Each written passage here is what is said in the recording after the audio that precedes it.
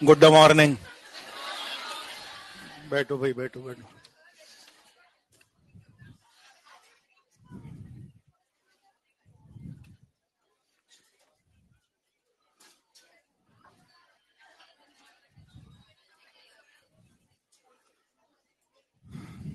आप सबको belated happy daughters day.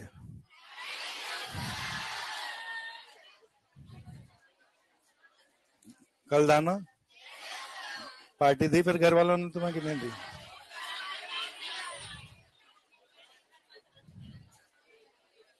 घर वालों ने, घर वाले ने नहीं, घर वाला तो देता ही रहता है। हद्दी है, मतलब चाचा से ऊपर भी सोचो भैया थोड़ा।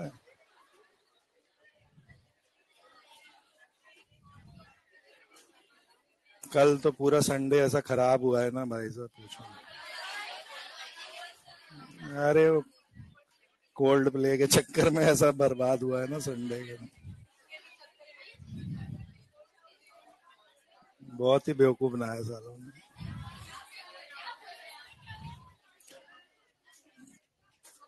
क्या इतना तो इंस्टाग्राम पे पता चल ही गया होगा तुम्हें, कल से पूरा हल्ला मच रहा है कोल्ड प्ले का। तो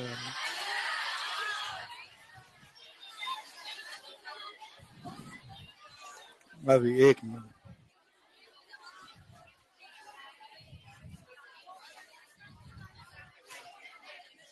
कोल्ड प्ले के बैंड की टिकट कल लाइव हो रही थी 12 बजे। 5 टर्मिनल खोल के बैठे हुए थे। फिर जैसे ही आया you are in Q, wait for your number, तो क्यू में नंबर लिखे हुए आए लाखों में, सब लूट गया। बताओ, ऐसा है इंडिया में काम। अरे टिकट की बात मत करो, कितने की थी टिकट? तो 4,000 वाली भी थी जो 4 लाख में बिकी है बाद में।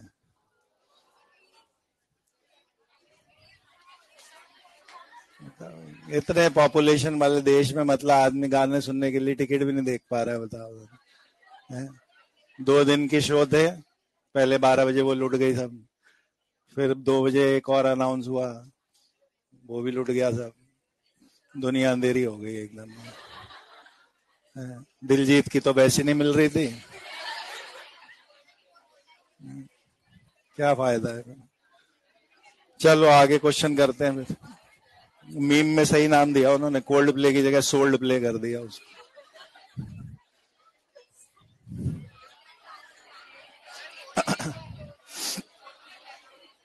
कोल्ड प्ले क्या है? बैंड है, एक इंग्लिश बैंड है। तुम अच्छे कॉलेज में सेलेक्ट होना, फिर तुम लोग बुलाना इनको गाना गवाने के लिए फेस्टिवल में। जब तुम्हारे यहाँ आएगा ना, तब हम सस्ते मद्दे में वहां आ जाएंगे तुम्हारे। बाहर तो टिकट नहीं मिल पाएगी, कॉलेज फेस्टिवल में आते रहते हैं ये लोग। ठीक है, अच्छे कॉलेज में पहुंचो, बढ़िया वहां पे चंदा वंदा इकट्ठा करके फेस्टिवल करो, बुलाओ इन लोगों को, तब हम वहां आ जाएंगे। चलो लास्ट कोई क्वेश्चन पेंडिंग है? सॉल्यूशन हो गया था क्या? नहीं नहीं, होमवर्क दिया था, क्या था बोलो? हो गया होगा वो तो। एक इक्वल वैल्यूज दे रखी थी, इक्वल मोल्स ऑफ, और केवल वो केबी की जगह पीकेबी यूज होना है। एसिडिक बफर का फॉर्मूला लिखना था हमें, P H is equal to P K plus. करा दिया? ओके ओके ओके, कोई बात नहीं, कोई बात नहीं। देखो एक क्वेश्चन और बोल रहा हूं, फाइंड द वॉल्यूम ऑफ,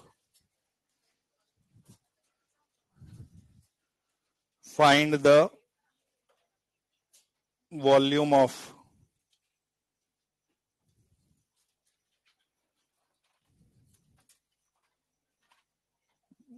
अभी बता रहा हूं।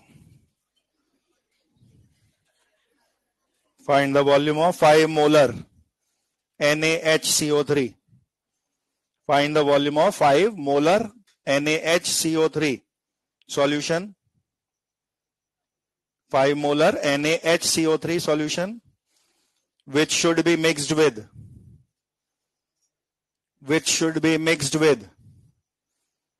10 ml of. Find the volume of 5 molar NaHCO3 solution, which should be mixed with 10 ml of 2 molar 10 ml of 2 molar H2CO3 solution.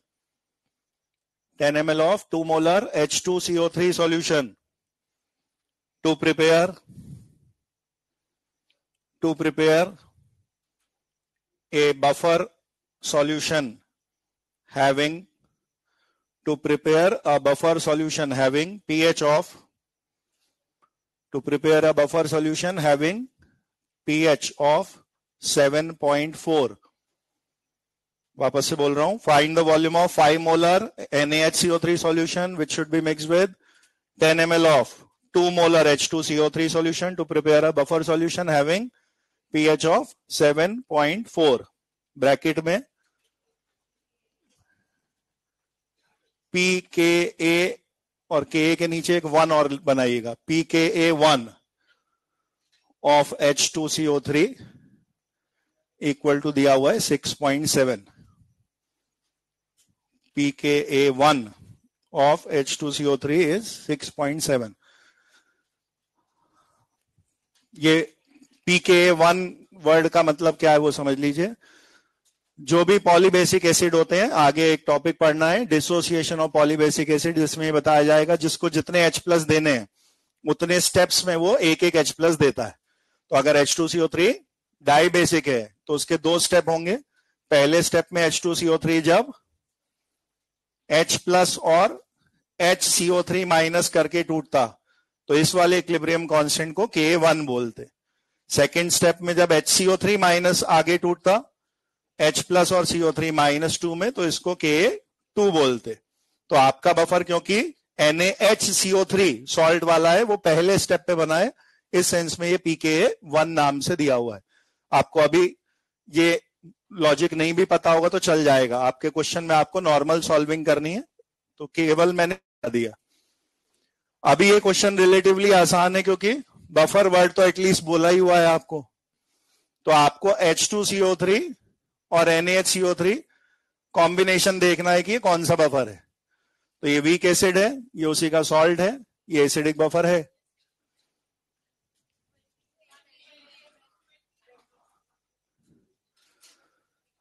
अब आपको एसिडिक बफर है, फॉर्मूला भी पता है कि pH इज इक्वल टू मुझे pKa plus log of salt by acid ऐसा लिखना है. आपको अगर वो थ्योरी नोट्स अच्छे से पढ़ रखे हैं तो वो M- वाला कंसेप्ट ध्यान रहेगा.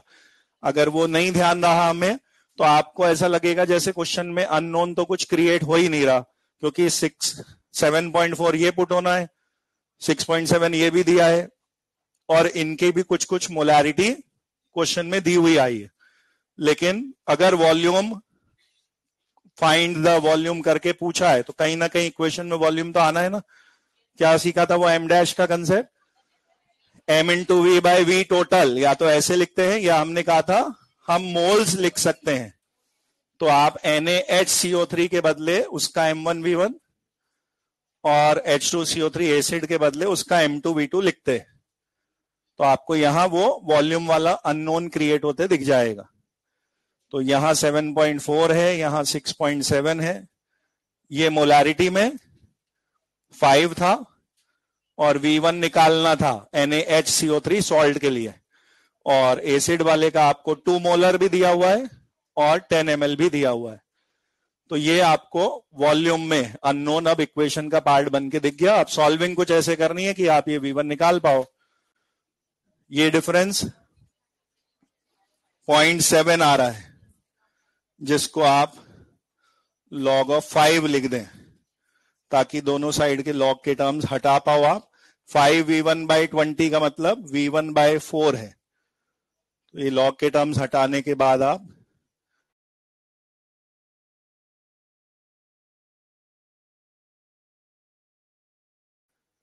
V1 is 20 ml.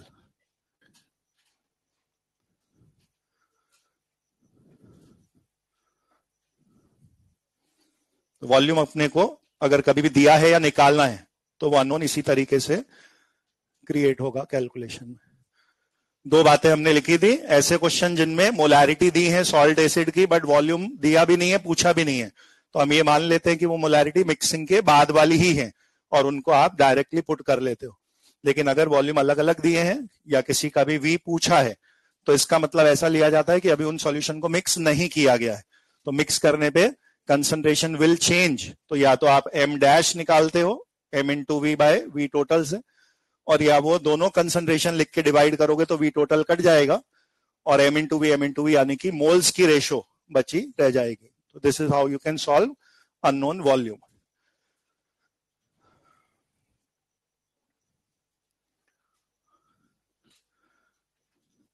आपका जो हेडिंग चल रहा है वो मिक्स्ड बफर में पहली टाइप थी है एसिडिक बफर्स, और एग्जैक्टली इसी पैटर्न का बेसिक बफर्स का डिस्कशन है।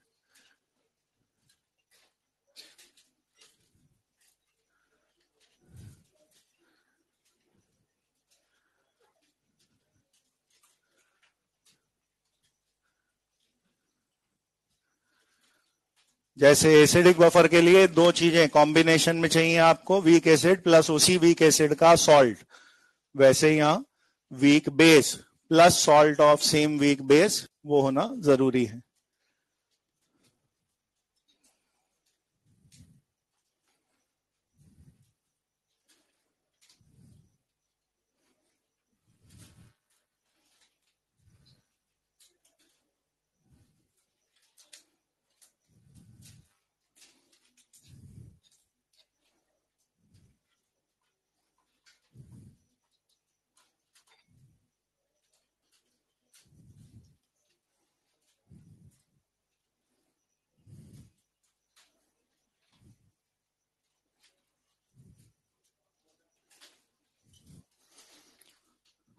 NH4OH सबसे कॉमन वीक बेस है। NH4OH और अमोनियम आयन कंटेनिंग कोई सा भी सॉल्ट अगर आपके पास है तो NH4OH हो गया वीक बेस। ये चीज है सॉल्ट ऑफ उसी वीक बेस NH4Cl का, NH4OH का HCl के साथ। ऐसे ही NH4OH और H2SO4 से बना सॉल्ट अमोनियम सल्फेट, वो प्लस NH4OH भी बेसिक बफर होगा। किसी भी क्वेश्चन में NH4OH नाम ना लिखा होकर NH3 भी लिखा आ जाए चलेगा।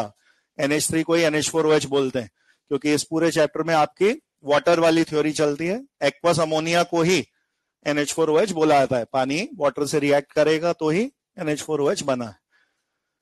और ऑर्गेनिक वाले कोई से भी ऐसे कंपाउंड आपको दिए हों जिनमें लोन पेयर ऑफ इलेक्ट्रॉन की वजह से आप उसे लुइस बेस बोल पा रहे हो तो उनको भी पानी में वीक बेस माना जाता है। और उनका अगर किसी एसिड के साथ एडिशन प्रोडक्ट साथ में दे रखा हो तो आप उसको कॉम्बिनेशन को भी बफर बोल पाएंगे। जैसे यहां मिथाइल अमीन, इथाइल अमीन ऐसा कुछ भी लिख सकते हैं। तो मैंने RNH2 करके लिख दिया और दूसरी बार उस RNH2 अमीन की मैंने HCl से रिएक्शन करी, और रिएक्शन करने पे ऑर्गेनिक वाला कोई भी बेस है तो वो HCl से रिएक्ट करके सॉल्ट प्लस वाटर टाइप नहीं बनाएगा। HCl और एमीन जुड़ गए तो एक एडिशन प्रोडक्ट बना, और एडिशन प्रोडक्ट में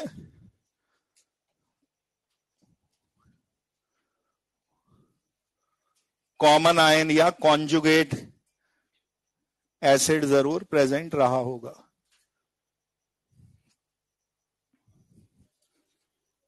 जैसे पिछली बार वर्ड यूज किया था हमने कि सॉल्ट के पूरे नाम को ना लिख के आप CH3COO minus CN minus HCO3 minus salt का केवल कॉमन आयन इज सफिशिएंट। तो अगर HCN वीक एसिड था तो KCN के केवल CN माइनस पार्ट को भी लिख सकते थे। तो CN माइनस क्या है? HCN का कॉन्जुगेट बेस है। वैसे यहाँ पे शब्द बनते हैं वीक बेस प्लस सॉल्ट, और आप उस सॉल्ट की जगह वर्ड कॉन्जुगेट एसिड भी यूज कर सकते हो। जैसे अमोनिया अगर बेस है तो इन सॉल्ट में मौजूद NH4 प्लस उसका कॉन्जुगेट एसिड है। अगर RNH2 बेस है तो RNH3 प्लस उसका कॉन्जुगेट एसिड है।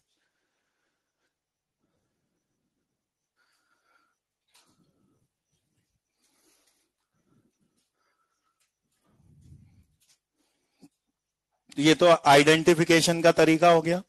बनने का तरीका कैसे बने होंगे बेसिक बफर, एसिडिक बफर याद करिए कैसे समझाया था। टाइट्रेशन वाला अप्रोच, ज्यादा में कम मिलाने वाला। वैसे ही एक्स मोल वाई मोल की कहानियां भी समझा सकते हो आप। अगर फर्स्ट पेयर आपको बनाना है और आपको मार्केट में NH4OH और HCl डायरेक्ट परचेज करने को नहीं मिले, क्या करना है अपने को? NH4OH ज्यादा ले आइए, उसमें कम HCl मिला दीजिए, तो आफ्टर इनकम्प्लीट रिएक्शन भी ये पेयर बन जाएंगे।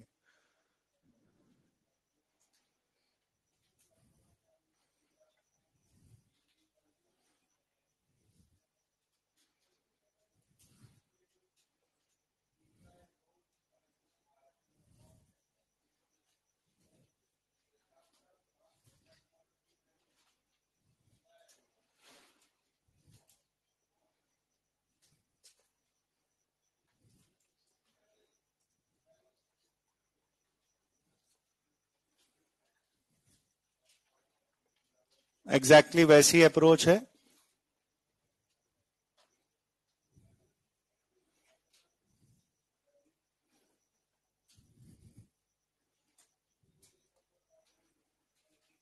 यानी बफर के क्वेश्चन में इवन इस दूसरी टाइप में आपको ये बात ध्यान रखनी है कि रिएक्शन कभी डायरेक्ट भी आपको ऐसी दी हो सकती है कॉम्बिनेशन जो बफर है, या कभी रिएक्शन के बाद बफर बने, वो वाली अप्रोच पे भी ध्यान रखना है।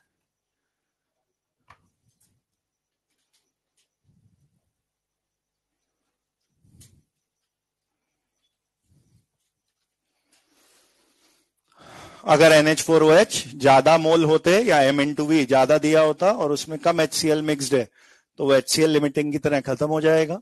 बचे हुए NH4OH के मोल्स और सॉल्ट जो नए बन गया उसको बेसिक बफर बोल देंगे।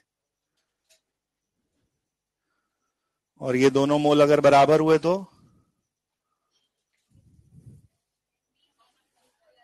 तब फिर सॉल्ट हाइड्रोलिसिस का न्यूमेरिकल बन जाएगा। ये दोनों जीरो हो जाते, केवल NH4Cl रह जाता।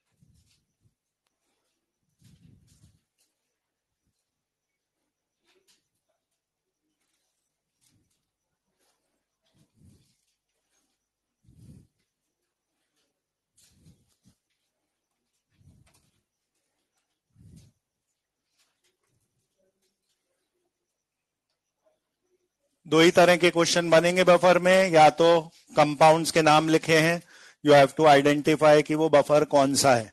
अगर क्वेश्चन में ये पूछा है which of the following will behave as a buffer, will act as a buffer, पर बफर की टाइप नहीं लिखी है, तो आपको तीनों टाइप्स को दिमाग में रखना है। WaWb वाले सॉल्ट, वो सिंपल बफर एक कैटेगरी वो भी है। वीक एसिड प्लस सॉल्ट का कॉम्बिनेशन एसिडिक बफर भी है। Weak base plus salt basic buffer भी है।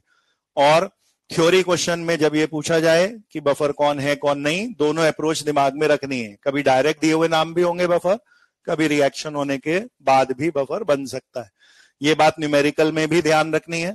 कभी भी क्वेश्चन में अगर फाइंड द पीएच पूछा जा रहा है तो बफर का फॉर्मूला लगाएंगे, वो खुद से आपको ही जज करना पड़ेगा। मोस्ट प्रोबेबली क्वेश्चन की लैंग्वेज में लिखा नहीं आएगा कि वो बफर का क्वेश्चन है।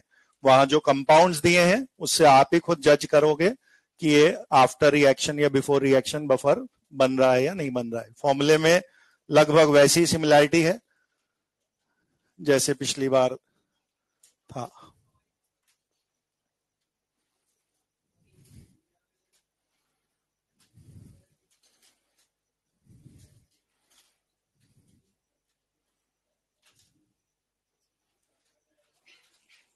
पैटर्न ऑफ द फॉर्मूला वही है, पीएच की जगह पीओएच आ रहा है, पीके की जगह पीकेबी।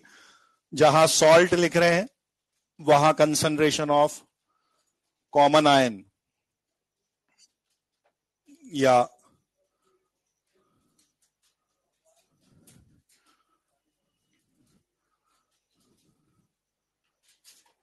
कॉन्जुगेट एसिड वाला जो आयन है उसकी कंसंट्रेशन पुट होनी है।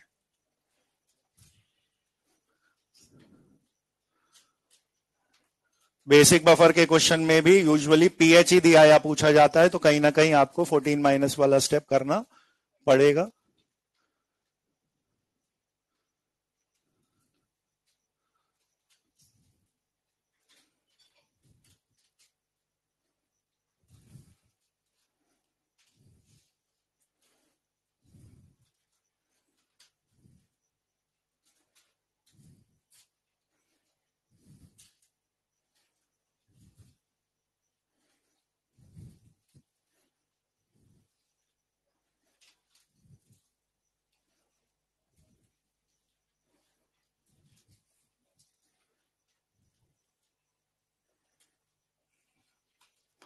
थ्योरी वाली बातें सारी वही हैं जैसे पहले थी।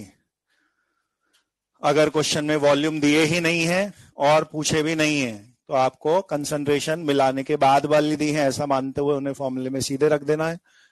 वॉल्यूम दिए हैं तो या तो एम डैश निकाले जाते हैं या फिर एम इंटू वी मोल्स फॉर्मूले में रख दो।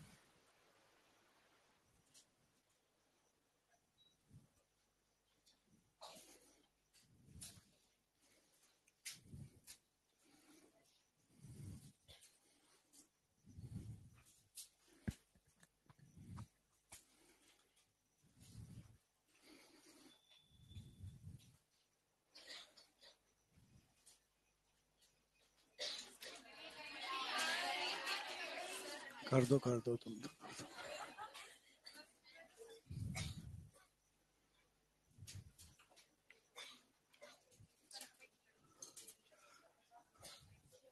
लिखो question.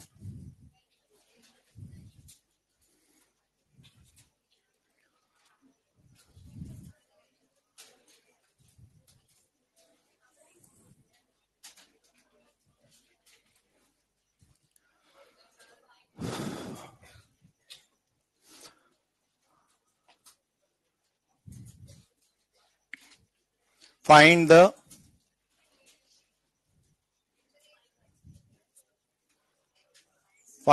change in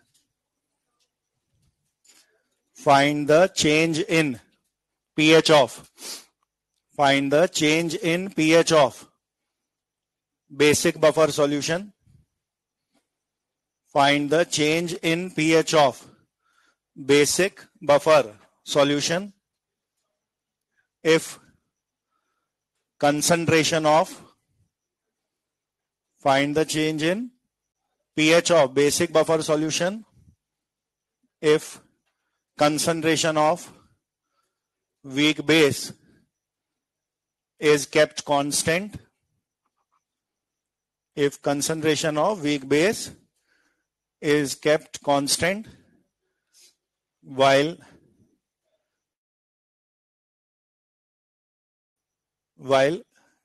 concentration of salt is tripled 3 times. Find the change in pH of basic buffer solution if concentration of weak base is kept constant and that of salt is tripled. Concentration of salt is tripled. मैंने अभी 4 options यहां लिखे नहीं हैं, मान लीजिए कुछ भी 4 ऑप्शन हो और उनमें कहीं इंक्रीजेस बाय कोई नंबर लिखा है, कहीं डिक्रीजेस बाय कोई नंबर लिखा है, कहीं पे रिमेन्स अनचेंज्ड भी लिखा है। तो अगर मैं ऐसे क्वेश्चन की लैंग्वेज में clearly find the change in pH of basic buffer solution, मैंने शब्दों में खुद यूज कर दिया कि ये बफर है, तो बफर की प्राइमरी डेफिनेशन तो मेरे दिमाग में थी कि पीएच चेंज नहीं होना चाहिए। तो मुझे ऐसा लगता है कि शायद ये न्यूमेरिकल क्वेश्चन नहीं है और थ्योरी में मुझे बफर की डेफिनेशन बस याद होनी चाहिए थी, उसमें कुछ मिलाने पर पीएच चेंज नहीं होता तो रिमेन्स अनचेंज टिक करके आ जाते हैं, वो क्वेश्चन गलत हो जाएगा। आप जरा पेजेस पलटिए, बफर की डेफिनेशन जहां लिखी है वहां पे दोनों बातें लिखाई हैं, कब चेंज नहीं होता भी लिखा है और कब चेंज हो जाएगा वो भी लिखा है। तो देखिए जहां लिखा है पीएच ऑफ बफर में चेंज, उसमें क्या क्या चीजें हैं। या तो बोला लार्ज अमाउंट में एसिड बेस मिला दिया तो चेंज हो जाएगा, या बोला टेम्परेचर बदल गया तो चेंज हो जाएगा, और जो तीसरा है वो यही है जो अभी इस क्वेश्चन में हो रहा है, जिन दो चीजों से मिलके मिक्स्ड बफर बना है उनकी रेशो आपस में कैसी है, वो तो कैलकुलेशन का पार्ट है ना। अगर आपने कभी इन्हें 1:1 में मिलाया, कभी 10:1 में मिलाया, कभी 2:3 में मिलाया, तो ये डेटा चेंज होगा तो लॉग की कैलकुलेशन पे फर्क पड़ेगा और पीएच अलग अलग दिखता। तो आपको अगर ऐसी दो इक्वेशन बनाऊं कि एक बार POH PKB plus log salt upon base से आया होगा, ये इक्वेशन नंबर 1 है, और दूसरी बार पीकेबी तो वहीं रहा, क्वेश्चन के हिसाब से बेस को आपने कांस्टेंट रखा लेकिन इसको 3 टाइम्स लिया। वर्बली भी कर पा रहे हैं आप इस क्वेश्चन को, मैंने उसी को दिखा दिया है। क्या होना है बोलिए? इस वाले टर्म में एक 3 न्यूमरेटर में एक्स्ट्रा आने का मतलब है वो log 3 एक्स्ट्रा आएगा, और log 3 की वैल्यू इज अराउंड 0.48, प्लस में वो एक्स्ट्रा आ रहा है, तो इंक्रीजेस बाय 0.48 ये आंसर बना, पर पीओएच में बना, क्योंकि पीओएच का सम कांस्टेंट रहना है। पीओएच जितना बढ़ेगा पीएच उतना कम हो जाएगा। तो आप इसमें से अगर पुरानी वाली रेशो को अलग निकाल दो तो इनटू के log 3 को आप ऐसे लिख सकते थे। अगर ये दूसरी इक्वेशन ऐसे बनाते आप, बेस को बोला अनचेंज रखना है, सॉल्ट 3 गुना कर दिया, तो आप इसमें log की प्रॉपर्टी लगा के पुराने वाला s बाई भी अलग कर दो और प्लस का log 3 अलग कर दो, तो इतना पोर्शन ये पिछली बार वाला पीओएच है और log 3 वैल्यू के बराबर आपको पीओएच में इंक्रीज दिखेगा। तो पीओएच इंक्रीजेस बाय 0.48 या पीएच डिक्रीजेस बाय,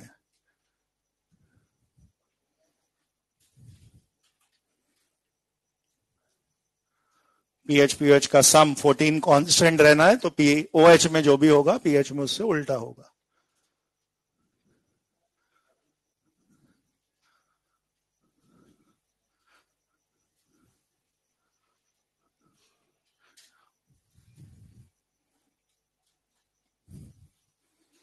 हालांकि जैसा मैंने इस क्वेश्चन को शुरू किया था कि बफर की हमें डेफिनेशन याद रहती है वाली बात, वैसा भी क्वेश्चन बनता है इसमें कि मैंने एक कंपाउंड्स का पेयर दिया और उसमें कुछ तीसरी चीज मिलाई, वो तीसरी चीज एसिड या बेस है, लेकिन उसकी वैल्यू मैंने सॉल्ट और बेस के मुकाबले काफी कम बोली। सपोज मैंने कहा एक सॉल्यूशन में 5 मोल NH4Cl है, 5 मोल NH4OH है, तो NH4OH और NH4Cl का कॉम्बिनेशन बफर रहा होगा।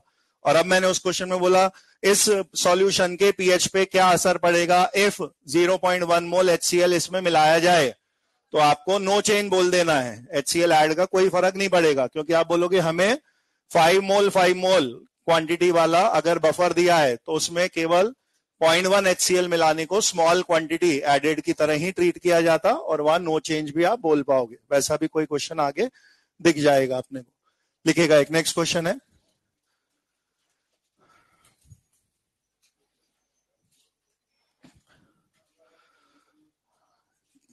KB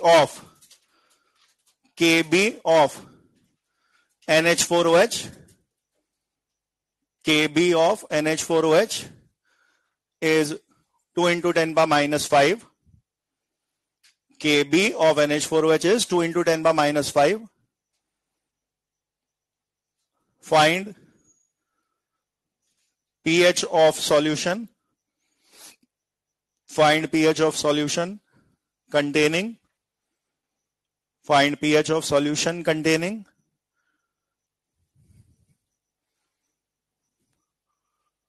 2 moles each of. Find pH of solution containing 2 moles each of NH4OH and NH4 whole twice SO4. Find pH of solution containing 2 mole each of NH4OH and NH4 whole twice SO4.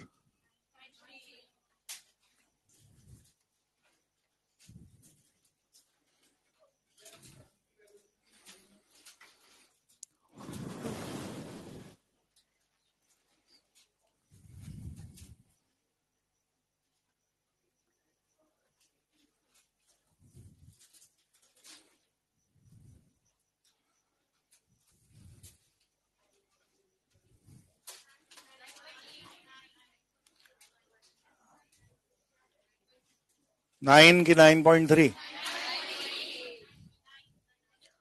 9 वाले सही हैं।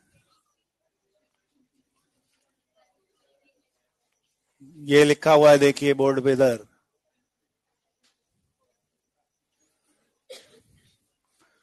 फॉर्मूले में रटने के नाम पे salt by acid या सॉल्ट बाय बेस ऐसे याद करते हो आप, लेकिन दोनों बार चाहे एसिडिक बफर हो पिछला या ये वाला, सॉल्ट पे एरो बना के लिखा हुआ है कि मुझे सॉल्ट के नाम से मतलब नहीं है। सॉल्ट में जो कॉन्जुगेट आयन या कॉमन आयन है वो ही मेरे काम का है। तो अगर NH4OH है आपका वीक बेस और ये है NH4 whole twice SO4 salt, तो अगर आप इनको पका पकाया रख देंगे तो 2/2 रखने पे log 1 0 वो मैथ्स करके आएंगे, और वो गलत है क्योंकि मुझे NH4 होल ट्वाइस SO4 के 2 मोल से मतलब नहीं है। ये टूट के NH4 प्लस कितना देगा उस कॉमन आयन से मतलब है। कैसे टूटा ये? 2NH4 प्लस SO4 माइनस 2, तो इसके 2 मोल से यहां डबल 4 मोल NH4 प्लस मिले आपके काम के। ये 4 मोल हैं जो कॉमन आयन NH4 प्लस के हैं। अब आपको बेसिक बफर में POH plus PKB plus log यहां सॉल्ट के नाम पे बेसिकली NH4 प्लस के मोल रखने हैं और वीक बेस वाले नीचे 2 डायरेक्ट रखने हैं। तो ये वैल्यू जो आपकी आ रही थी 5 माइनस log 2, ये log 2 अभी 0.3 रखने की जरूरत नहीं है क्योंकि आपके पास आगे एक प्लस में log 2 आ रहा है जो कट जाएगा। POH में ये आंसर 5 आएगा और PH में 9।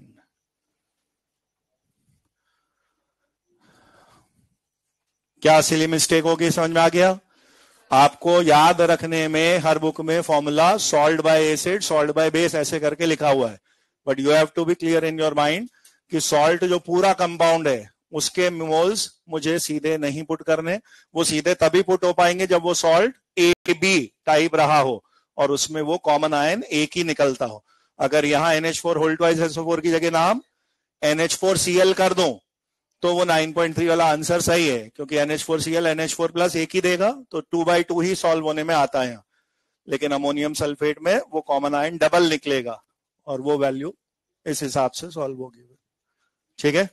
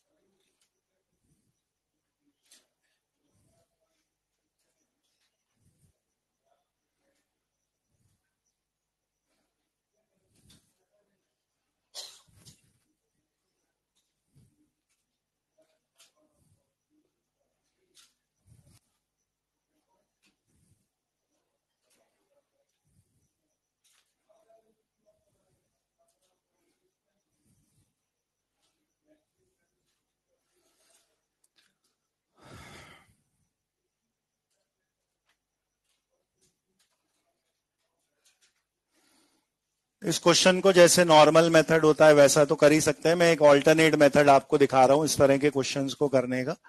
क्योंकि आपके फॉर्मूले एसिडिक बफर में पीएच नाम से बना हुआ है, बेसिक बफर में पीओएच नाम से बना हुआ है। तो अगर आपने पूरा आरएचएस वाला डेटा पुट करा तो आप पीओएच पे या एसिडिक बफर में पीएच के आंसर पे पहुंचोगे। लेकिन मैंने पीएच या पीओएच नहीं पूछ के आपसे H प्लस कंसंट्रेशन या OH माइनस कंसंट्रेशन पूछी है। तो हमें वैसे तो वो निकालना आता है कि पॉइंट वाले नंबर को B माइनस लॉग ए करके लिख देंगे तो उसका एंटी लॉग के बाद वाला हम गैस कर सकते थे। लेकिन उसी काम को करने का एक दूसरा तरीका और दिखाया जा रहा है। आपने पहले NH4Cl एक सॉल्ट है, NH4OH एक वीक बेस है, ये कॉम्बिनेशन बेसिक बफर है, ये दिमाग में सोचना है। बफर क्वेश्चन में मेंशन नहीं आया, बफर है ये हमने खुद से जज किया। और ये बेसिक बफर है, आपने फॉर्मूला लिखा POH PKB plus log salt वाली जगह NH4Cl वाले मोल्स पुट होने हैं और नीचे NH4OH वाले पुट होने हैं। यही है। मेरे को वॉल्यूम का कोई पंगा नहीं करके दिया गया है, मैंने M/V करके जो मोल्स की रेशियो लिखनी सीखी थी, हमें मोल्स ही दे रखे हैं। और ये सॉल्ट भी 1:1 टाइप का है, अमोनियम सल्फेट की तरह डबल वाला भी कोई पंगा नहीं है। तो ये 0.001 मोल यहां पुट होने हैं और ये 0.05 ये यहां पुट होने हैं। लंबा तरीका, ये डेसिमल हटा हटू के आप लॉग में जो भी आए वो सॉल्व करते, इसको थोड़ा बहुत अप्रोक्सीमेट लेके इसका माइनस लॉग लेके पीकेबी सॉल्व करते, पीकेबी में वो सब कुछ ऐड होकर कुछ पीओएच का फाइनल आंसर आता और फिर पीओएच को वापस पलट के OH माइनस में बदलते। क्वेश्चन सबको आता है लेकिन आप अननेसेसरली क्वेश्चन लंबा करने से बच कैसे सकते हैं वो समझा रहा हूं मैं। अगर मुझे केबी दिया है तो मैं केबी को पीकेबी में ना बदल के ऐसा फॉर्मूले को ही रीअरेंज कर रहा हूं कि केबी ही पुट हो जाए वहां। तो मैंने आपसे बोला पीओएच की जगह वापस क्या लिख सकता हूं, minus log OH minus, negative log of OH minus को तो पीओएच बोलते हैं, तो मैंने इसे लिख दिया माइनस लॉग OH माइनस। इसको भी लिख दिया माइनस लॉग ऑफ केबी। इसमें डेसिमल वगैरह हटा के जो बच रहा है वो लिख दे रहे हैं। तो इसमें 1 0 आगे और बढ़ा दीजिए और फिर 3 डेसिमल वाला हटा के ये 1/50 बचा रह जाएगा। इसको 0.050 लिख सकता हूं ना, फिर डेसिमल के आगे 3 डिजिट है, डेसिमल हटा के आपको ये 1/50 लिखा हुआ दिखता। अब इसको थोड़ा सा और सुधार दे रहे हैं, माइनस पावर में अंदर ले जाऊं तो इनवर्स पावर 1 करके लिख सकते थे, यानी यही चीज अगली लाइन में log 1/OH माइनस है, ये log 1/KB है, ये जैसा है वैसे ही चलने दें। समझ में आ रहा है मैं क्या करना चाह रहा हूं?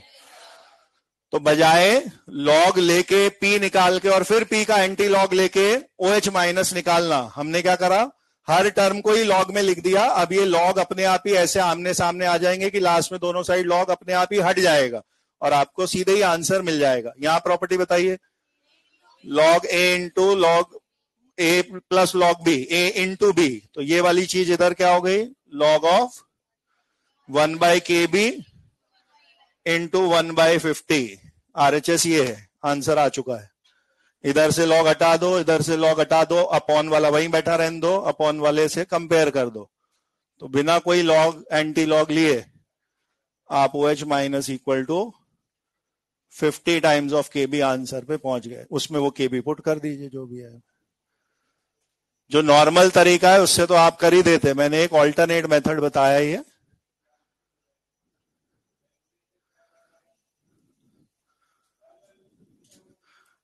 ऐसा नहीं है कि कंपलसरी है, ऐसा हमें याद नहीं आया तो सर तो आप कर तो लोगे ही, लेकिन उस वाले तरीके से अननेसेसरली क्वेश्चन लंबा होता, क्योंकि लॉग में आज जो क्रिएट हो रहा है 1/50, उसको पहले लॉग लेके उसकी वैल्यू आप सॉल्व करते, इस वाले का भी माइनस लॉग लेके उसकी वैल्यू सॉल्व करते, उनको जोड़ वोड़ के आप पीकेबी निकालते और फिर पीकेबी से वापस माइनस लॉग करके OH माइनस निकाला होता। सोच सकते हैं क्या आया होगा वो? अगर ये OH माइनस है तो मैं अगर नॉर्मल रास्ते से चला होता तो मुझे क्या मिला होता, 4 माइनस लॉग 9 ऐसा POH आता। 4 माइनस लॉग 9 हो गया ट्वाइस ऑफ लॉग 3, 0.96 कम, यानी 3.04 ऐसा कुछ। ये आपका POH आता अगर आप नॉर्मल रास्ते से चलते। उसमें ये वाला 5 माइनस लॉग 2 मान के अप्रोक्स 4.7 आपने इसको लिखा होता और इस वाले की कैलकुलेशन और सॉल्व करी होती, तो अल्टीमेटली आप POH इस नंबर पे पहुंचते और उसके वापस रेसिप्रोकल से भी सेम OH माइनस लाया जा सकता है।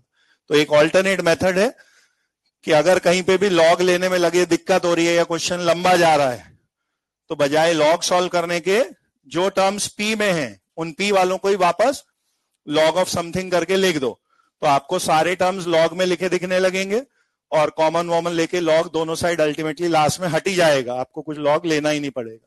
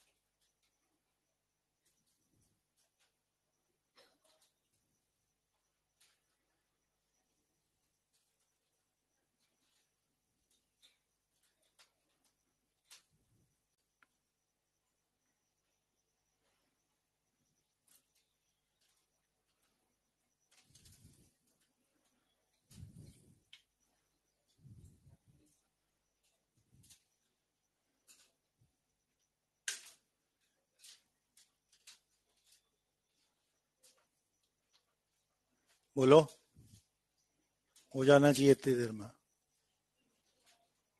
KB के बराबर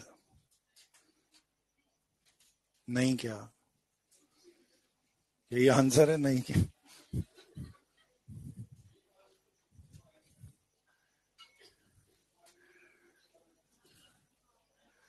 POH is equal to PKB plus log NH4Cl वाले 0.5, NH4OH वाले भी 0.5, ये log 1 0 हो गया।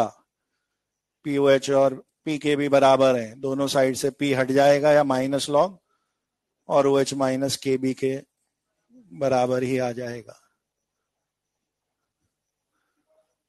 कैलकुलेशन क्वेश्चन में केवल ये है, तो फिर क्वेश्चन में ऐसा क्या है जो दिया है और उसकी तो याद ही नहीं आई हमें।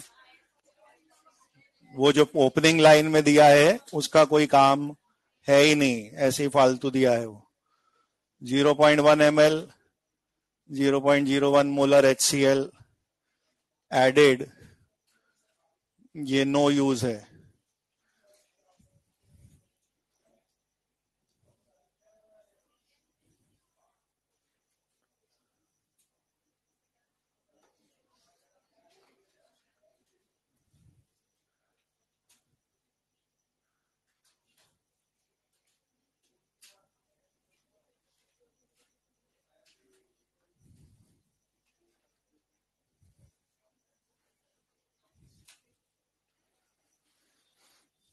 बफर के पीएच में स्मॉल क्वांटिटी में एसिड बेस मिलाने से फर्क नहीं पड़ता, वो वाले पॉइंट के अकॉर्डिंग आप अगर इसका m इंटू वी मल्टीप्लाई करेंगे तो वो m इंटू वी, वो भी वॉल्यूम लीटर में लेना होता है m इंटू वी मोल्स लाने के लिए, तो ये मोल्स इतने छोटे हैं 0.5 के कंपैरिजन में कि स्मॉल क्वांटिटी HCl मिलाने से बफर में कुछ फर्क नहीं पड़ेगा बोल के आपको उस लाइन को कहीं कैलकुलेशन में यूज नहीं करना है, और जो नॉर्मल क्वेश्चन है वैसे ही सॉल्व हो जाता।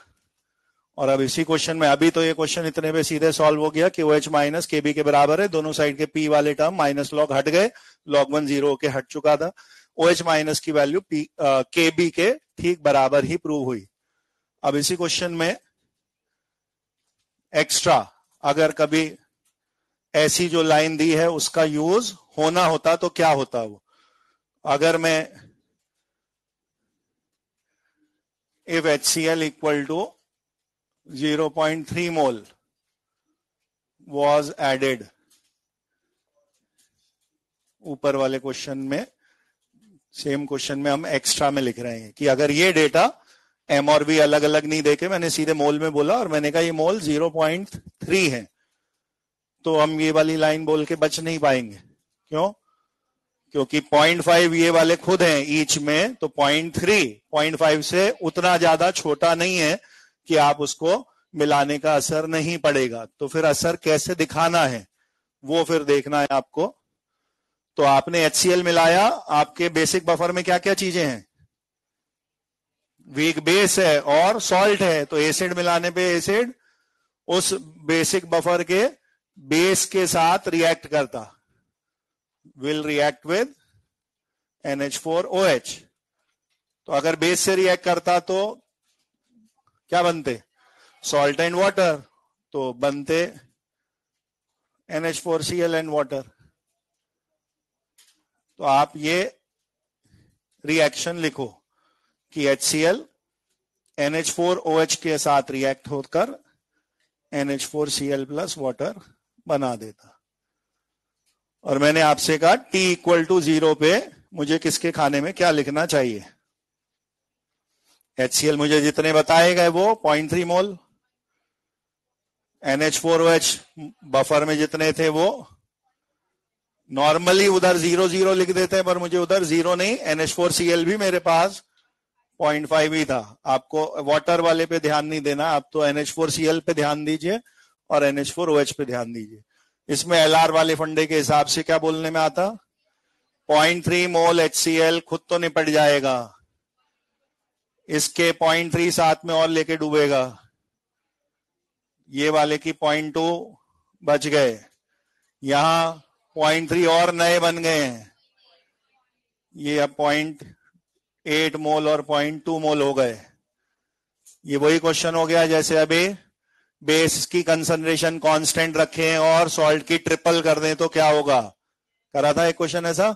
तो क्या बोला था मैंने कि कंपोनेंट्स जिनसे बफर बना है वही रेशो में ही ऊपर नीचे कर दोगे तो पीएच में फर्क आता है। अब दिख रहा है रेशो में फर्क हो गया, क्योंकि वो जो आपके पास 0.5 थे वो कट के log 1 आ रहा था पहले, पर अब ये 0.2 0.8 काफी ज्यादा फ्लक्चुएट हो गई वैल्यू और रेशो अब log में 1 नहीं आ रही। अब आपके पास POH इज इक्वल टू लिखोगे तो PKB प्लस log, सॉल्ट में ये आएगा और बेस में ये वाला नंबर आएगा। सही बात है। तो क्या क्रिएट हो गया log में, 4 का log, जो कि पहले log 1 0 था, यानी आपके पास POH क्या बोलूं, इंक्रीजेस बाय 0.6 या pH डिक्रीजेस बाय 0.6। अब आपको चेंज दिखता, तो ये आंसर बदल गया ना। पहले वाले में HCl मिलाने का कोई असर नहीं था, लेकिन HCl वर्ड से दिक्कत नहीं थी मुझे, HCl का डेटा छोटा था और वो स्मॉल क्वांटिटी बोल के आपने उसको इफेक्ट नहीं पड़ेगा दिखाया। बट अगर मैं वही HCl ज्यादा मात्रा में मिला रहा हूं तो आपको रेशो पहले से काफी बदलती दिख सकती थी एंड इवन बफर का पीएच भी चेंज हो सकता था। क्लियर है क्वेश्चन?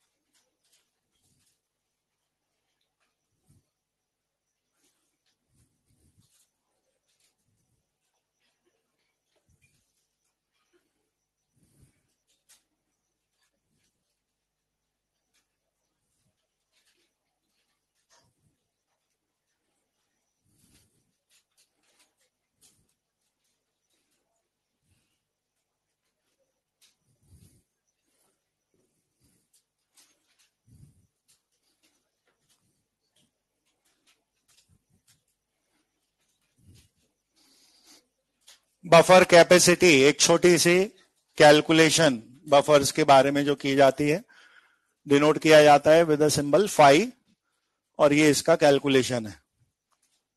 आपको बफर में कितने मोल ऑफ एसिड बेस मिलाए गए, जैसे यहां बोला 0.3 मोल मिलाए गए, तो ये 0.3 मोल मुझे ऊपर रखने को मिलेंगे अगर मैंने ये 0.3 मोल को 1 लीटर बफर में मिलाया हो। अदरवाइज मुझे यूनिटरी मेथड थोड़ा बहुत करना है।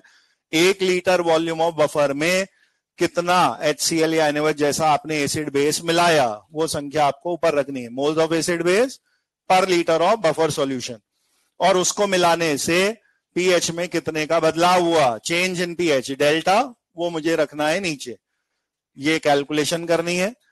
पर्पस फॉर दिस कैलकुलेशन ये था कि लैब में आपके पास अगर कई बफर हैं, देयर आर मल्टीपल बफर्स, और आपको उनमें से सबसे अच्छा कौन सा ये देखना है, तो ये कैलकुलेशन बेटर बफर ढूंढवाने में हेल्प करेगी। क्योंकि आप देख सकते हैं फाई के फॉर्मूले में डिनोमिनेटर में पीएच चेंज है।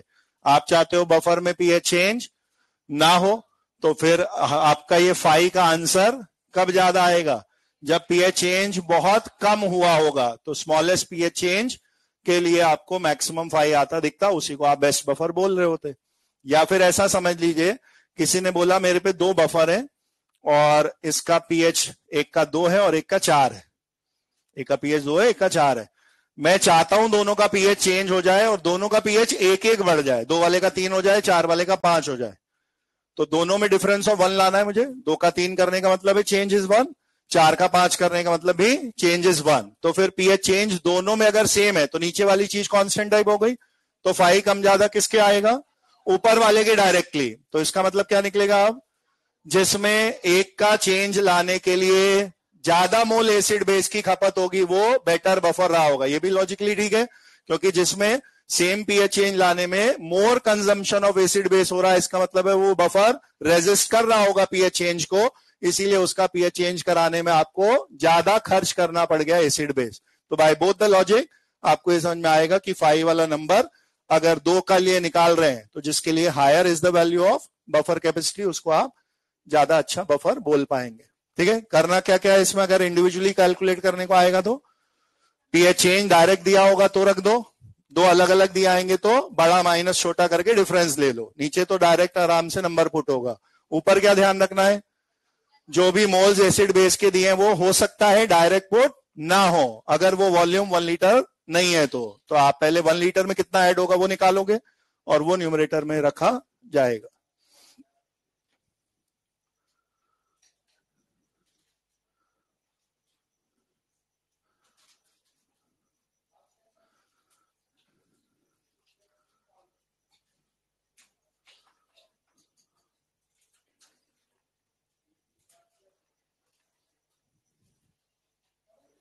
एक और थियोरेटिकल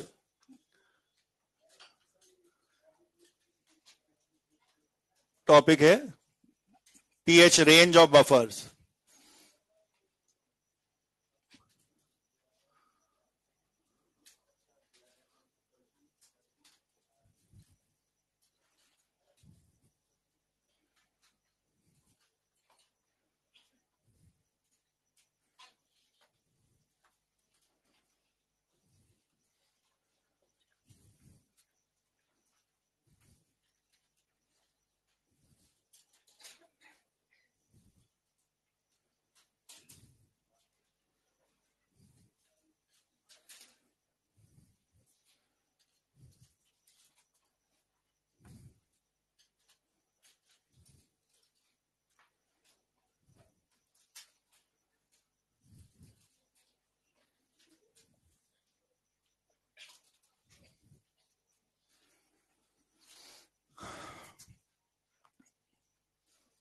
अगर इस चीज पे बेस्ड कोई क्वेश्चन आता है तो उसमें कुछ सॉल्विंग रिक्वायर्ड नहीं रहेगी, आपको बहुत सिंपल सीधा सा एक आंसर देने को मिलेगा।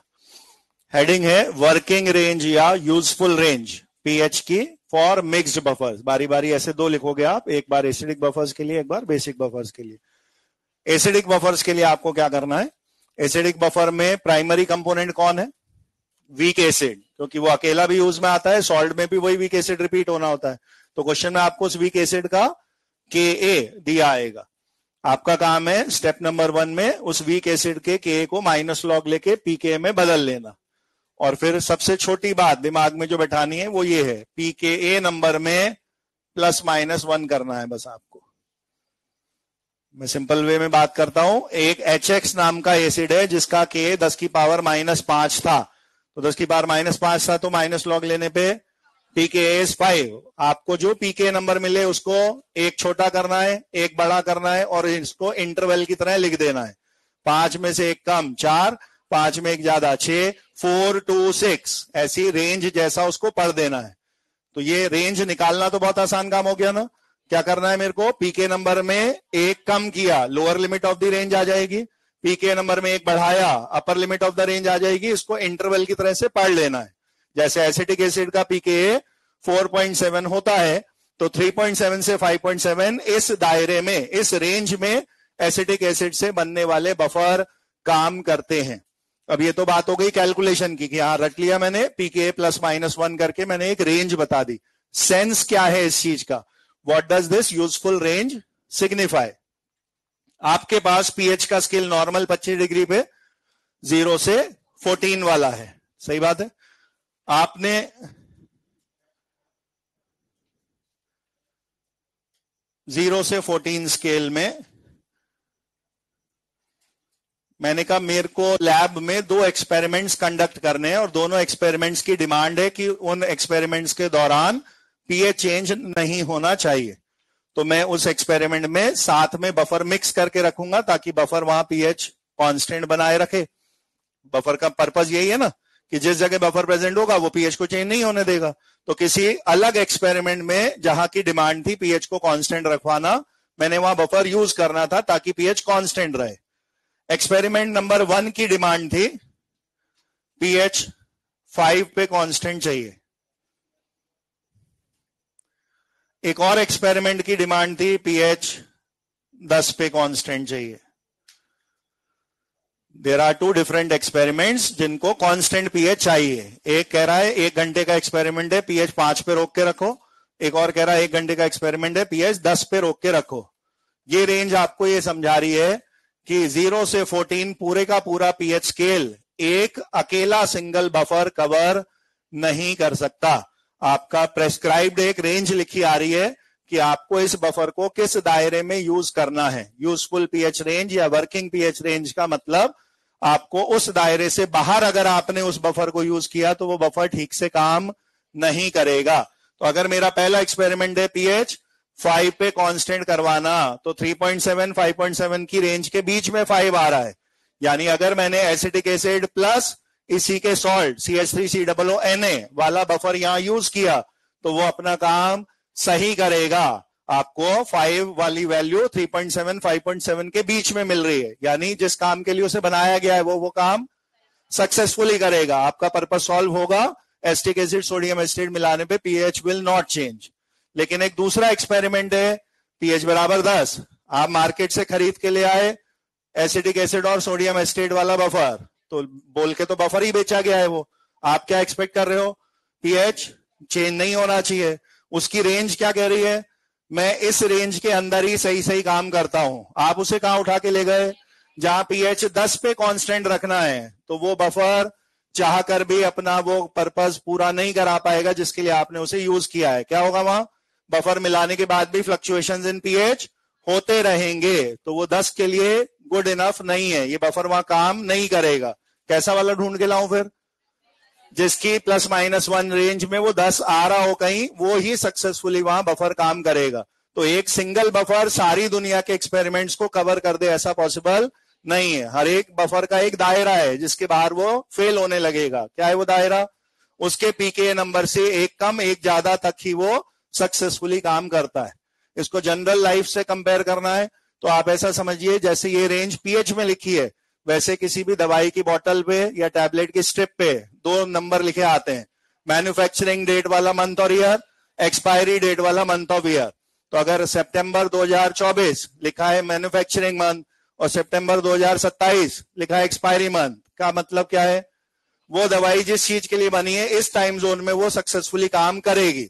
अगर सितंबर 2027 उसकी एक्सपायरी थी तो क्या मतलब है, 1 अक्टूबर 2027 को खाने पे टपक जाएंगे। लेकिन अगर टपक गए तो केस नहीं कर पाओगे फार्मेसी कंपनी पे। क्यों? क्योंकि उन्होंने तो आपको प्रेस्क्राइब लिमिट बोली थी, आपने एक्सपायर्ड दवाई खाई, आपकी गलती है। तो ये आपको एक जोन बता रहा है जिसमें ये बफर सही काम करता है, इतने के साथ तो गारंटी कार्ड मिलेगा। लेकिन इसके इधर उधर में आपने करा तो ये बफर अपना वो काम नहीं कर पाएगा जिसके लिए ये बना है। आ रही बात समझ में? अब ये एक जोड़ो एक घटाओ, ये क्या लॉजिक, वो कहां से प्रकट हो गया एक जोड़ो एक घटाओ? इसके पीछे कुछ लॉजिक है। और वो लॉजिक क्या है? आपके फॉर्मूले में जो वो रेशो है, वो जो रेशो है सॉल्ट बाय एसिड या सॉल्ट बाय बेस, इसमें साइंटिस्ट ने मैक्सिमम अंतर अलाउ कर रखा है 10 गुने तक का। एक कंपोनेंट को दूसरे से 10 गुने से ज्यादा बड़े अंतर पे लेना अलाउड नहीं है। तो आप मैक्सिमम मिनिमम बाउंड्री के लिए क्या कर रहे हो, एक बार सॉल्ट ऊपर नीचे वाले से 10 गुना बड़ा ले रहे हो, तो आपको लॉग में 10/1 क्रिएट होते दिखेगा, और वो लॉग का 10/1 ही प्लस का 1 दे रहा है। और अगली बार आपने रेशो उल्टा कर दिया कि ऊपर वाले से नीचे वाले को 10 गुना मैक्सिमम जो अलाउड है वो रखा, तो 1/10 से आपको -1 क्रिएट होते दिखता। अगर आपने 10 गुने से ज्यादा का अंतर ऑलरेडी रख रखा है उन कंपोनेंट्स के बीच में, तो वो बफर अच्छे से काम नहीं करेगा। ऐसा क्यों बोल रहे हैं, क्यों नहीं करता होगा अच्छे से काम? आप समझो, यहां पे अपन ने ये क्वेश्चन अभी करा है, ये 0.5 और ये 0.5 पे है, ये 0.5 और ये 0.5 पे है, लॉग में ऐसा था। तो अगर मैंने इसमें 0.01 मिलाए, तो आपको अगर इसमें 0.01 की कमी दिखेगी, इसमें 0.01 बढ़ेगा, तो आपको स्टिल रेशो में कुछ खास फर्क नहीं मिलेगा, क्योंकि वो बराबर पे चालू हुए थे। उनमें जो शिफ्टिंग हुई कम ज्यादा की, वो थोड़ी होने की वजह से रेशो बहुत ज्यादा फ्लक्चुएट नहीं करेगी। लेकिन अगर आपने इनमें वैल्यू का ओरिजिनली डिफरेंस खूब ज्यादा ले रखा, आपने कहा नहीं हमने तो 0.5 नहीं सर, 0.5 और 0.05 मिला रखे हैं, तो अब समझ में आ रहा है क्या होने वाला है। अब आप 0.01 मिलाओगे तो वो बड़े नंबर को तो बहुत ज्यादा फ्लक्चुएट नहीं करा पा रहा, लेकिन जो छोटा नंबर है उसमें तो काफी बड़ा फ्लक्चुएशन आ गया ना, तो आपकी रेशियो में फर्क तुरंत ही पड़ते दिखना चालू हो जाएगा। तो जैसे अल्फा में नेग्लेक्टिंग का रूल 5% का फिक्स कर रखा है, वैसे ही साइंटिस्ट ने पाबंदी लगा रखी है कि बफर के दोनों कंपोनेंट को within 10 times of each other ही लेना अलाउड है। हाईएस्ट डिफरेंस कितना अलाउड है? 10 टाइम्स ऑफ ईच अदर, और उसी से वो 10/1 1/10 क्रिएट होने से ये 1 और -1 क्रिएट हुए हैं। ठीक है, तो इसके नीचे स्टार मार्क बना के लिख दीजिएगा।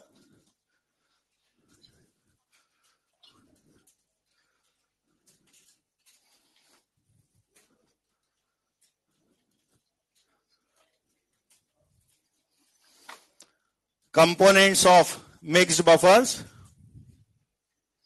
components of mixed buffers, components of mixed buffers can have maximum difference of, components of mixed buffers can have maximum difference of 10 times in their concentration.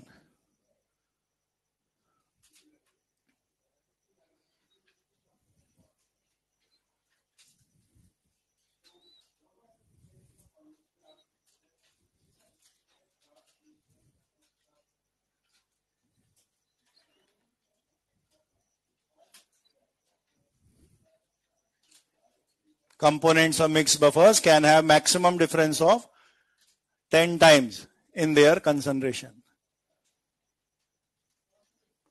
ये वाली बात अपने को याद नहीं भी है तो ऐसा कुछ इश्यू नहीं है, लेकिन कोई पूछे कि ये 1 -1 कहां से क्रिएट हुआ, तो उसका लॉजिक ये है।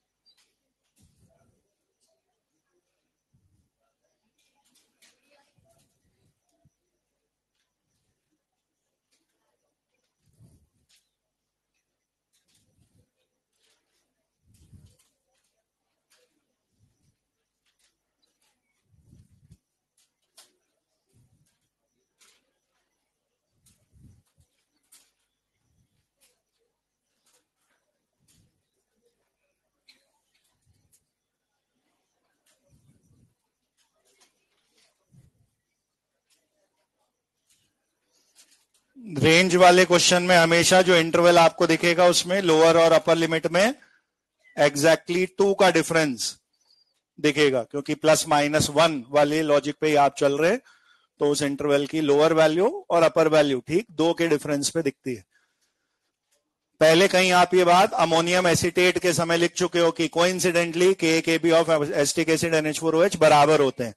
तो एसिटिक एसिड वाला जो नंबर है उससे जो रेंज आई उसको आप दो तरह से यूज कर सकते हो। 4.7 एक जोड़ा घटाया से जो नंबर आए थे 3.7 5.7 टाइप, एसिटिक एसिड के लिए तो वही यूजफुल पीएच रेंज है। अब कभी भी बेसिक बफर होगा तो क्योंकि उसके फॉर्मूले पीओएच फॉर्म में थे तो पहले 1 जोड़ो घटाओ से पीओएच वाले नंबर आएंगे और पीओएच के दोनों नंबर्स को 14 माइनस करोगे तो पीएच वाले आएंगे। तो अगर NH4OH के बेसिक बफर्स की रेंज निकाली हमने तो 4.7 में एक कम ज्यादा करके पहले पीओएच की रेंज तो वही आएगी जैसे एसिटिक एसिड में दिख रही थी 3.74 5.74। अब ये आखिरी स्टेप कॉमन सेंस है, आपको इन दोनों नंबर को 14 में से घटा के दो नए नंबर लाने। तो 14 में से बड़ा नंबर माइनस करोगे तो छोटा आंसर आएगा, 14 में से छोटा आंसर घटाओगे तो बड़ा वाला आएगा। तो दोनों को बारी बारी आप सब्ट्रैक्ट करते 14 में से और आपको दो नए नंबर मिलते 8.2 10.2 वाले, उनमें भी स्टिल गैप ऑफ 2 ही दिखेगा आपको। और ये है NH4OH से बनने वाले बफर्स की useful pH range. Basic buffer में पीओएच रेंज पहले आती है 10 टाइम्स से और फिर उससे 14 माइनस करके आ जाएगा। तो इसका कोई क्वेश्चन बहुत टिपिकल नहीं होगा, आपको जो भी बेसिक बफर एसिडिक बफर दिया है उसका प्राइमरी कंपोनेंट का के भी दिया होगा, उसके माइनस लॉग से पीके भी निकाल लो और उसमें 1 - 1 प्लस करके आपको रेंज मिल जाएगी।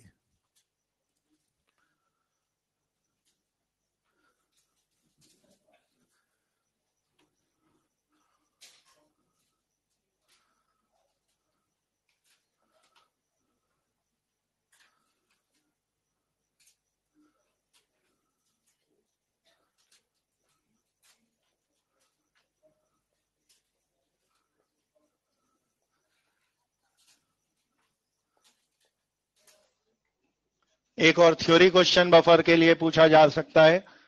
आपको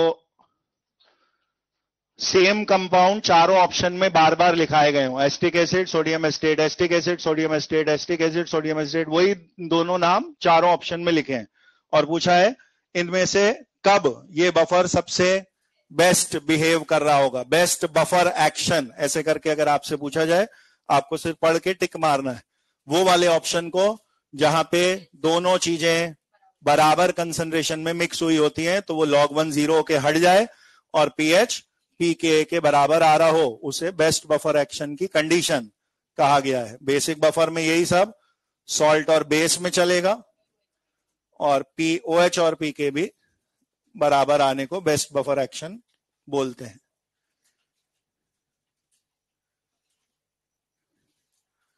मेन बफर के न्यूमेरिकल्स के बजाय अगर ये आखिरी वाली चीजें आई बफर कैपेसिटी या रेंज वाला तो ये रिलेटिवली आसान है, इसमें कम मेहनत में क्वेश्चन हो जाएगा।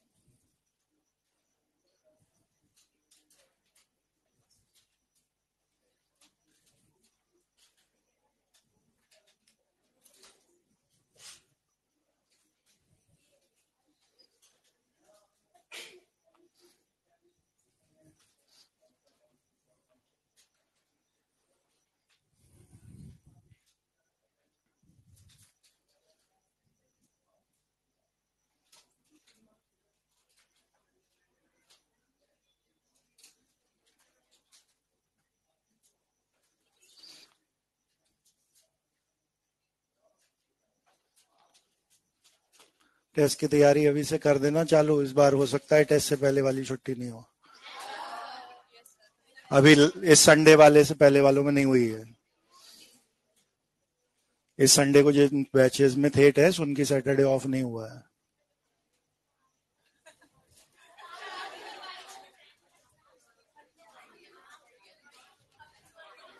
मैं तो बता सकता हूँ कि भाई वार्निंग दे सकते हैं। कभी तुम सोचो पूरी तैयारी हमें सैटरडे को ही करनी है, तो 10-20% पहले कर लेना है।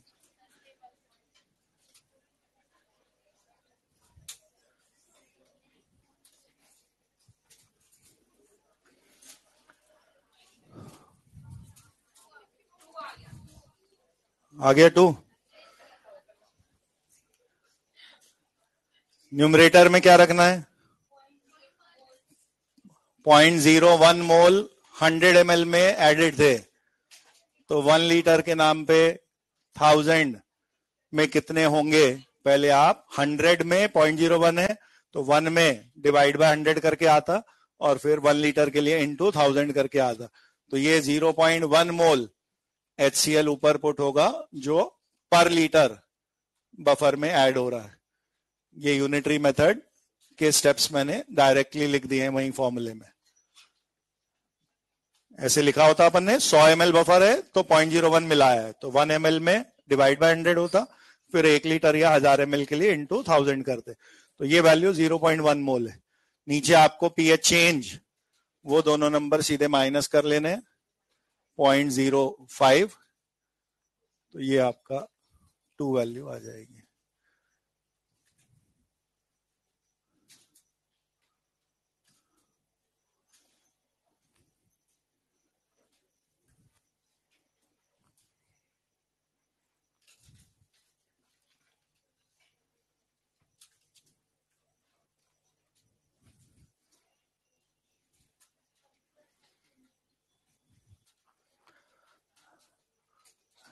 पीछे जहां पे सॉल्ट हाइड्रोलिसिस टॉपिक चल रहा था वहां पे 2 तरह के क्वेश्चंस किए थे आपने। एक था which salt solution shows acidic nature, तो उसको निकालने का तरीका था एसिड स्ट्रांग हो बेस वीक हो तो आपको पीएच 7 से कम मिलेगा। लेकिन एक दूसरा क्वेश्चन था विच इज एसिडिक सॉल्ट, तो मैंने कहा था एसिडिक सॉल्ट वर्ड का पीएच 7 से कम आना जरूरी नहीं है, वो रिप्लेसेबल है, अलग बात है। और आपको एसिडिक सॉल्यूशन नहीं बोल रहे हो जब एसिडिक सॉल्ट वर्ड यूज में आ रहा है। ये वाली बात बफर्स में भी ध्यान रखिएगा। अगर किसी कैटेगरी का नाम आप एसिडिक बफर पढ़ रहे हैं तो एसिडिक बफर वीक एसिड से बनने वाले बफर का नाम है। एसिडिक बफर्स के लिए अगर मैंने स्टेटमेंट क्या लिख दिया कि pH of acidic buffers must be less than 7, तो ऐसा होना जरूरी नहीं है। थोड़ा सा पेजेस पलटिए, मैं इसको कहीं एक क्वेश्चन के एंड में लिखा भी दूंगा। वो वाला क्वेश्चन देखिए जहां 20 ml वाला आज क्वेश्चन किया है, M1V1 M2V2 और V हमने 20 ml निकाला था आज कई शायद पहला ही क्वेश्चन था। मिल गया वो क्वेश्चन? क्या क्या थे उसमें डेटा देखिए। H2CO3 एक वीक एसिड था, NaHCO3 एक सॉल्ट था। वीक एसिड और सॉल्ट के कॉम्बिनेशन को एसिडिक बफर ही बोलते ना, लेकिन क्वेश्चन में उस एसिडिक बफर का पीएच दिया हुआ आया था और 7.4 तो 7 से ज्यादा दिया हुआ है ना, तो इसका मतलब जो मैं बात बोल रहा हूं वो सही है ना। क्या बोला मैंने? एसिडिक बफर्स का पीएच एसिडिक नेचर वाली रेंज में आना जरूरी नहीं है। एसिडिक बफर उसका केवल नाम पड़ा है बिकॉज वो वीक एसिड की वजह से बना है, वीक एसिड उसका प्राइमरी कंपोनेंट था, इसलिए उसका नाम एसिडिक बफर रख दिया गया। तो मैं ऐसे समझा रहा हूं कि आपने पीएच बराबर pKa प्लस लॉग यहां पे रेशो ले रखा है, तो आप पीएच में जो आंसर आना है आपको इधर दिख रहा है ना किन किन बातों पे डिपेंड कर रहा है। अगर ये pKa नंबर कैसा भी आ सकता है, और उसके बाद लॉग में सॉल्ट एसिड 10 गुने के अंतर पे ये भी आप कुछ भी ले सकते हो, तो आपको पीएच 7 से इधर उधर ले जाना आपके हाथ में है। मेरी बात समझ में आ रही है? मैंने अगर बोला कि भाई मेरा सर pKa तो 6 आ रहा है, pKa तो 6 आ रहा है, तो आपने तो कहा एसिडिक वाले का तो 7 से ज्यादा भी हो ही सकता है, तो 7 से ज्यादा अगर अभी नहीं हो सकता होगा तो 7 तक तो मैं इसको भी ले जा ही सकता हूं ना। कैसे? क्योंकि मुझे इन कंपोनेंट्स में इस रेंज के हिसाब से 10 गुने तक का अंतर तो लेना अलाउड है। तो अगर मैंने ये 10:1 रेशो पे मिलाया तो मुझे एक 1 वहां से मिल जाएगा और 6 यहां से, तो 7 तो मैं वैसे भी ला सकता था। और अगर मेरा के वाला नंबर ही ऐसा है कभी 6 × 10⁻⁻⁻10, तो 10 माइनस समथिंग से आप यहीं पे ही पहले 8-9 में खड़े होंगे, तो उसमें ऊपर नीचे भी कर दोगे तो भी आप 7 अबव आ सकते हो। मेरी बात समझ में आ रही है? कुल मिला के दिमाग में क्या समरी रखनी है? एसिडिक बफर एक कैटेगरी का नाम है, उसको एसिडिक नेचर वर्ड से कंफ्यूज नहीं करना है। तो वही जो क्वेश्चन है H2CO3 NaHCO3 वाला, उसके एंड में ये लाइन टाइप लिख दो आप, pH of acidic buffers। उस क्वेश्चन के एंड में थ्योरी की तरह से ही लाइन लिख दो, pH of acidic buffers can be less, equal, greater than 7।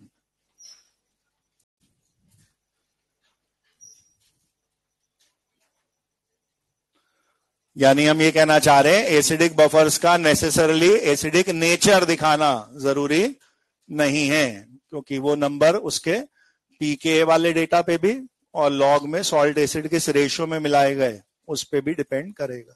यही बात बेसिक बफर्स के लिए भी ट्रू है। आपको बेसिक बफर उस कैटेगरी का नाम मानना है, उसको बेसिक नेचर में ही आएगा आंसर, ऐसा जरूरी नहीं है। देना मॉड्यूल।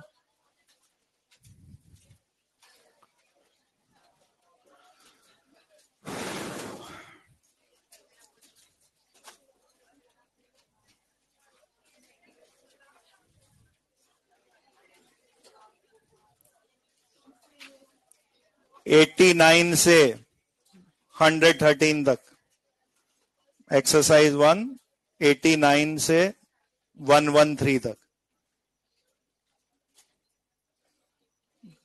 89 से 113। सेकेंड एक्सरसाइज में 3, 3, 12,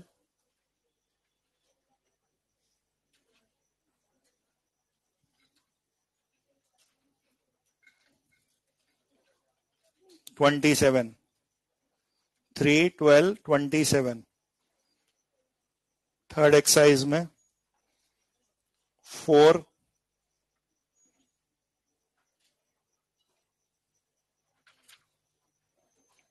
29,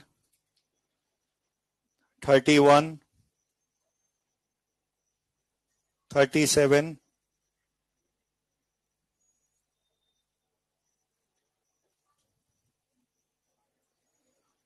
49।